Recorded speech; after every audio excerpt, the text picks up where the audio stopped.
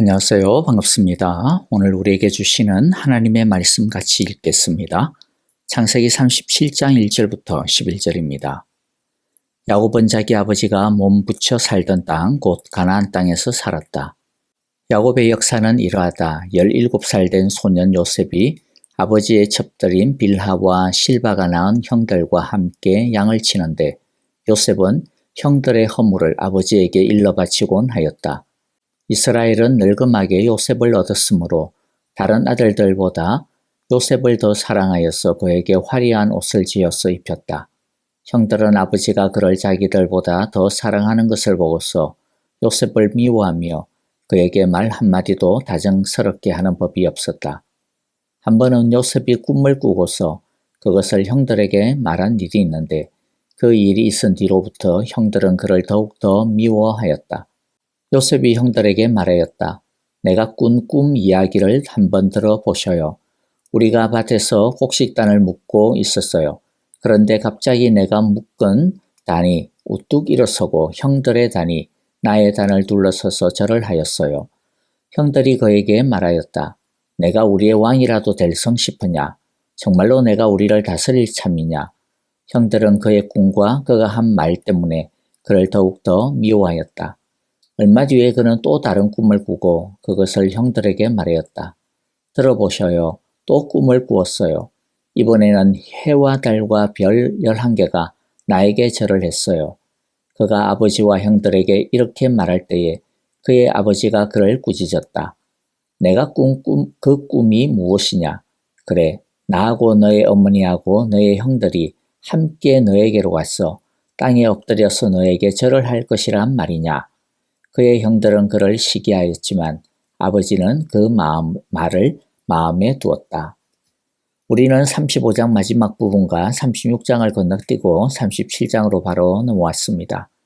오늘 첫 번째 여러분과 함께 나눌 내용은 37장 이후부터 시작되어지는 요셉의 이야기의 의미가 무엇인지에 대한 것입니다.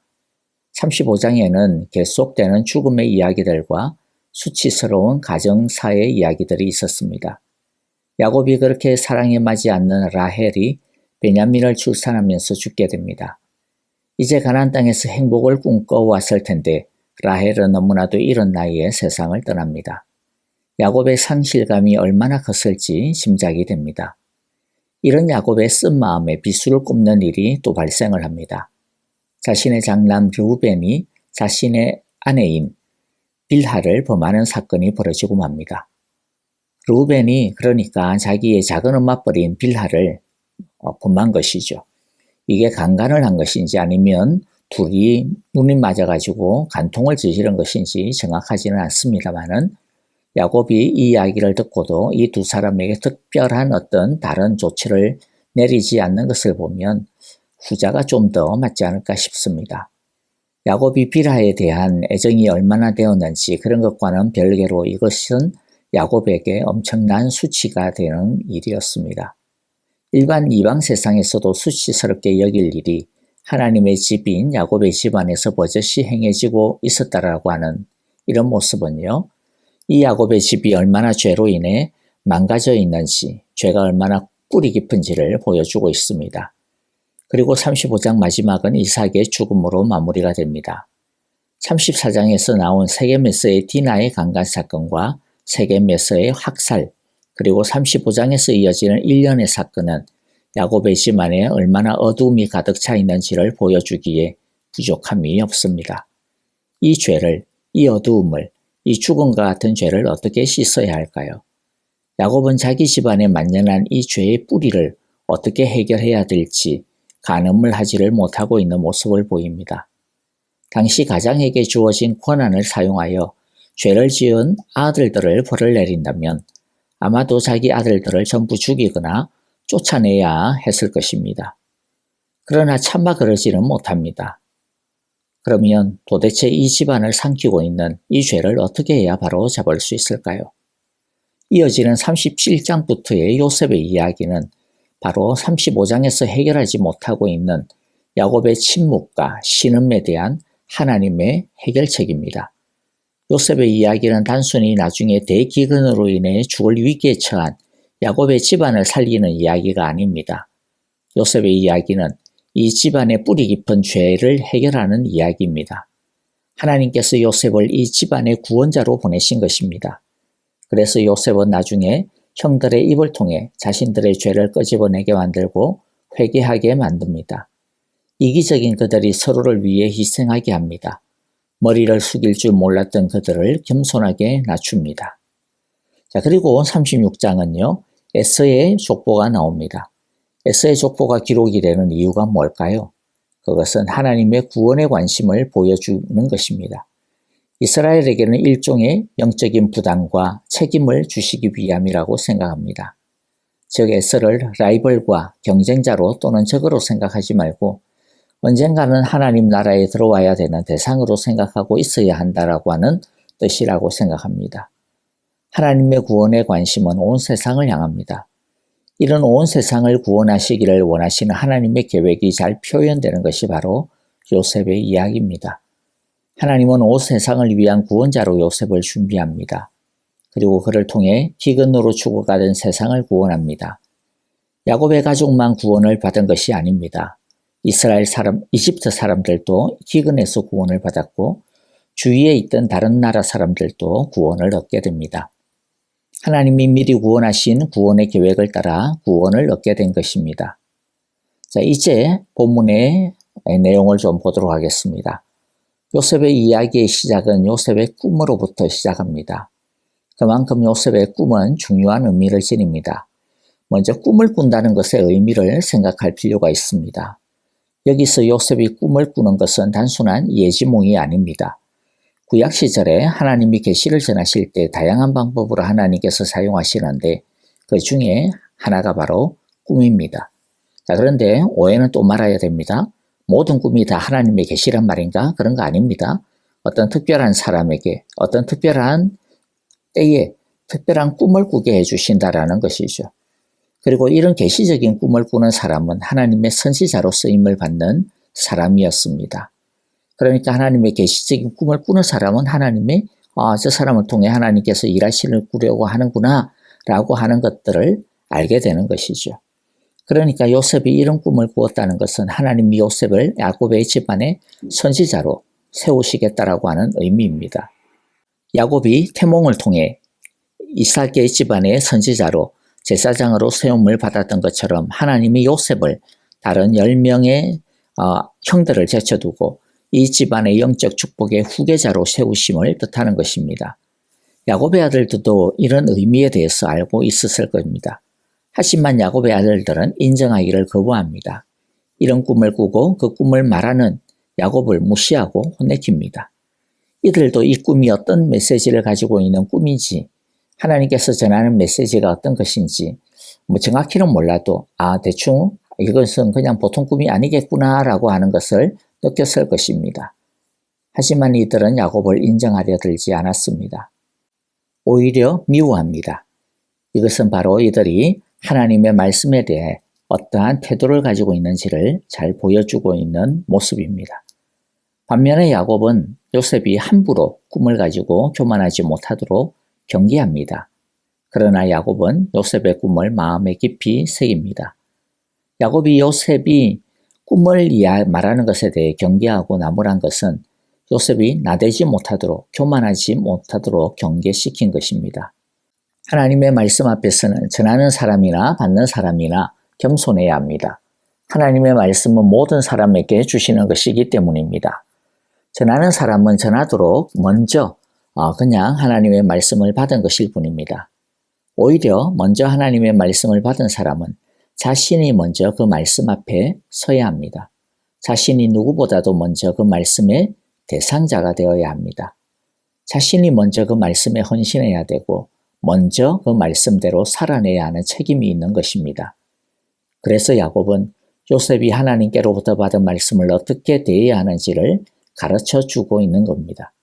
설익은 말씀을 말하기보다는 자신이 먼저 하나님의 말씀을 따라 충분히 성숙해져야 함을 경계하고 있는 것입니다. 그것은 야곱 자신의 뼈아픈 경험에서 우러러 나오는 아들을 향한 사랑 어린 조언이었습니다. 야곱도 어렸을 때에 하나님으로부터 받은 약속 하나만 믿고 설치다가 30년을 아버지의 집을 떠나야 했고 형과는 원수가 되어야 했고 사랑하는 어머니의 죽음을 지켜보지 못하는 아픔을 가져야 했습니다. 자신에게 하나님께서 말씀해 주신 것은 먼저 그 약속의 말씀을 붙들고 그 약속에 걸맞는 사람으로 준비하고 성숙하는 것이 먼저였는데 그는 그것을 그 시절에 전혀 몰랐던 것입니다. 그저 자기는 하나님의 약속을 받은 사람이니까 내가 장자권을 받아야 한다. 이러한 욕심만 앞세우다가 긴 세월을 허비하였던 것입니다. 야곱은 자기의 아들은 자기와 같은 실수를 되풀이하지 않기를 원하고 있는 것이죠. 먼저 자신을 돌아보는 것, 하나님의 약속의 말씀을 자신에게 먼저 적용시켜 자신이 그 약속의 말씀을 충분히 감당할 수 있는 성숙한 사람으로 훈련하고 준비할 수 있게 되어지기를 바라고 있는 것입니다. 이것은 우리에게도 그대로 적용이 되는 말씀입니다. 우리는 예전에 선지자와 같은 계시를 받은 사람은 아닙니다만 우리도 그러나 하나님의 말씀을 받고 있는 사람들입니다. 하나님의 말씀을 받을 때 먼저 하나님의 말씀 앞에 겸손해야 합니다. 인정해야 합니다. 무릎을 꿇어야 합니다. 요셉의 형들처럼 하나님의 말씀이 선포되는데도 불구하고 그 말씀을 튕겨내거나 무시해서는 안 됩니다. 누가 말씀을 전하든 우리는 하나님의 말씀은 하나님으로부터 온 줄로 알고 겸손하게 받아야 합니다. 그리고 하나님의 말씀을 누구에게 가르치기 이전에 그 말씀은 나 자신을 향한 말씀이라고 하는 것을 알아야 할 것입니다. 우리가 먼저 그 말씀 앞에 은혜 받고 우리가 먼저 그 말씀에 우리 자신을 비추어 보아야 할 것입니다. 이제 요셉의 꿈의 내용을 잠깐 살펴보겠습니다. 두 가지의 꿈을 꿉니다. 첫 번째 꿈의 내용은 7절에 나오죠. 저 꿈에 요셉과 그 형제들이 밭에서 곡식단을 묶고 있었는데 갑자기 요셉이 묶은 그 곡식단이 우뚝 일어서게 되고 나머지 형제들이 묶은 단들이 그 요셉의 단을 둘러서서 절을 하였다라고 하는 꿈입니다. 이것은 하나님이 앞으로 이스라엘 백성들을 어떻게 구원하실지 그 계획을 보여주시는 꿈입니다. 곡식단이 핵심이죠. 즉 아직 정확히는 모르지만 무언가 곡식과 관련해서 하나님께서 하실 특별한 계획이 있다라고 하는 뜻일 겁니다. 두 번째 꿈의 내용은 9절입니다. 그 꿈의 내용은요. 이번에는 해와 달과 별 11개가 바로 요셉에게 절을 한다라고 하는 내용이었습니다. 이 꿈은 1차적으로는 요셉이 고생 끝에 누릴 영광을 보여줍니다. 그러나 시작하면서 말씀드렸듯이 요셉의 꿈과 그의 이야기는 요셉이라는 한 인물의 성공담을 말하는 것이 아닙니다. 요셉은 하나님이 세우신 구원의 일꾼입니다. 요셉을 통해서 이루실 하나님의 구원 계획을 말씀해 주고 있는 겁니다. 우리는 앞으로 요셉을 통해서 하나님께서 야곱의 가정 안에 썩을 대로 썩어 있는 이 죄를 어떻게 치료하시는지 그리고 온 세상을 어떻게 살리시는지에 대해 살펴보게 될 것입니다. 자, 이제 말씀을 정리합니다. 요셉의 꿈 이야기를 보면서 우리는 혹여나 이런 생각을 할지도 모르겠습니다. 즉 나는 요셉이 아닌데 내가 무슨 하나님의 꿈을 가지고 있나? 이렇게 말이죠. 물론 우리는 요셉처럼 하나님의 구원 계획의 꿈을 가진 사람들은 아닙니다. 그러나 그리스도인 중에 의미 없이 부름을 받은 사람은 아무도 없습니다. 의미 없이 구원을 받은 사람, 하나님의 계획과 하나님의 비전이 없는 사람은 아무도 없습니다. 하나님은 우리를 향한 계획이 있고 하나님의 꿈이 있습니다. 자신을 향한 하나님의 비전과 꿈이 무엇인지 발견해 나가는 시간이 되었으면 좋겠습니다. 처음에는 그 뜻이 구체적으로 어떤 것인지 와닿지 않고 알 수가 없을지 모릅니다. 그렇다고 요셉처럼 하나님 제게도 좀 꿈을 꾸게 해주세요. 그렇게 기도하실 필요는 없습니다. 왜냐하면 오늘날 우리에게는 꿈보다 더 확실한 하나님의 말씀이 있기 때문입니다. 하나님의 말씀을 점점 더 알아가다 보면 자신을 휘어잡는 말씀이 있을 것입니다. 하나님은 우리 안에 점진적인 소망을 주실 것입니다. 그러나 그 점진적인 소망도 말씀도 공짜로 이루어지는 것은 아닙니다. 요셉의 남은 이야기는 우리 안에 주신 하나님의 꿈과 비전이 하나님의 말씀이 어떻게 이루어지는지에 대해 가르쳐 줄 것입니다. 그 말씀이 우리를 낮은 곳으로 끌고 내려갈 것입니다. 왜냐하면 우리 안에 있는 죄성과 자기중심성이 정결하게 되어져야 되기 때문입니다. 중요한 것은 하나님의 비전을 말씀을 붙들고 끝까지 인내하는 것입니다. 저와 여러분들이 매일 예배를 통해 매일 말씀 통독을 통해 바로 우리에게 주시는 하나님의 꿈과 비전들을 발견하고 찾아가고 꿈을 꾸는 시간이다라고 하는 것을 우리 모두가 잊지 마시기를 바랍니다. 매일 예배를 통해 말씀 통독을 통해 우리에게 주신 하나님의 비전들을 발견하는 저와 여러분들이 되시기를, 그리고 또 그 비전들을 점점 더 구체화시켜 나가는 그러한 은혜의 시간들이 되시기를 간절히 기도합니다. 자, 이제 우리에게 주신 하나님의 말씀들 마음에 새기면서 같이 기도하겠습니다. 특별히 우리 교회와 그리고 또 형제자매들을 위하여 기도합니다. 내일 주일입니다. 성령 충만한 예배가 되게 하소서라고 여러분들 함께 기도해 주시고요.